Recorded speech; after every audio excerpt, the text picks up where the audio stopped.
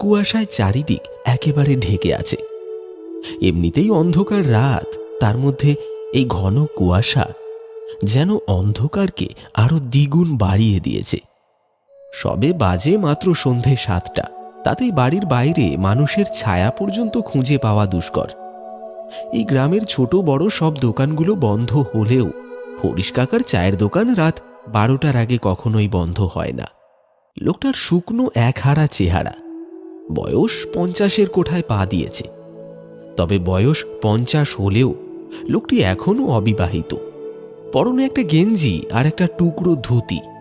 শীত হোক বা গরম, তাকে এই রূপেই সব সময় দেখতে পাওয়া যায়। হরিশ কাকা এই গ্রামের সবচেয়ে পুরনো চায়ের দোকানদার। তিনি অনেক ছোটবেলা থেকেই এই দোকানটি চালাচ্ছেন। বেশিরভাগ সময় গ্রামের ছেলেপুলেরা সবাই তার দোকানেই আড্ডা দিয়ে থাকে। রাত ঠিক 9টায় রাজেশ, ঋষি, দুই বন্ধু হরিশ কাকার চায়ের দোকানে বসে চা খাচ্ছিল আর আড্ডা দিচ্ছিল। এমন সময় তাদের আরেক বন্ধু অজিত সেখানে এসে উপস্থিত হলো। অজিতকে আসতে দেখে ঋষি তাকে উদ্দেশ্য করে বলল, কিরে অজিত, তোর আসতে এত দেরি হলো যে? তোর বিয়ে করার পর থেকে আসতে এত দেরি হচ্ছে, কি ব্যাপার বলতো? আরে বুঝছিস না, বউয়ের আঁচলের নিচ থেকে বের হতে চায় না। কি সব বলিস তোরা? নিজেরা যখন বিয়ে করবি তখন ঠিক বুঝবি। কাকা, এক কাপ চা দিন তো।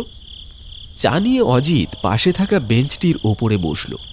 তারপর চায়ের মধ্যে একটা দীর্ঘ চুমুক দিয়ে বলল,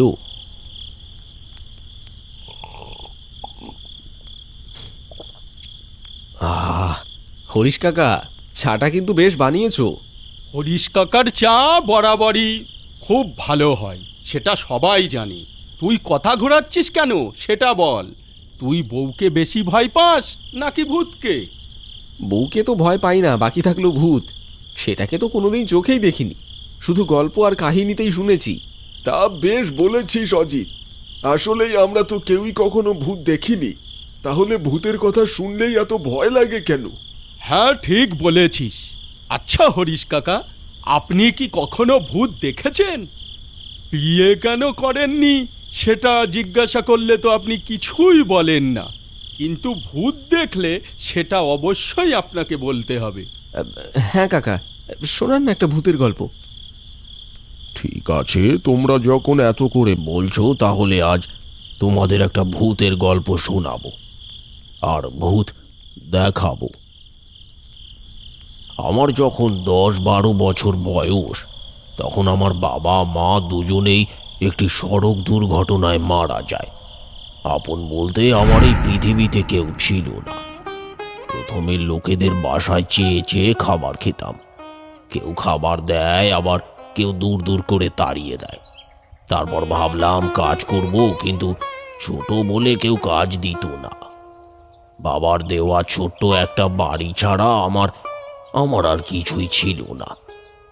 এরপর আজ আমি যেখানে দাঁড়িয়ে আছি সেখানে একটা টেবিল আর একটা টুল নিয়ে চা বিক্রি করতে লাগলাম।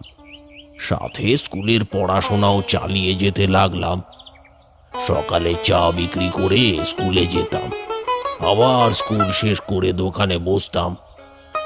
অত্যন্ত অসহায় মানুষগুলো যে নিজের চেষ্টায় কিছু করতে পারে, সেটা এই নিষ্ঠুর সমাজকে আমি দেখিয়ে দিতে চেয়েছিলাম। আমি যখন 8ম শ্রেণী থেকে 9ম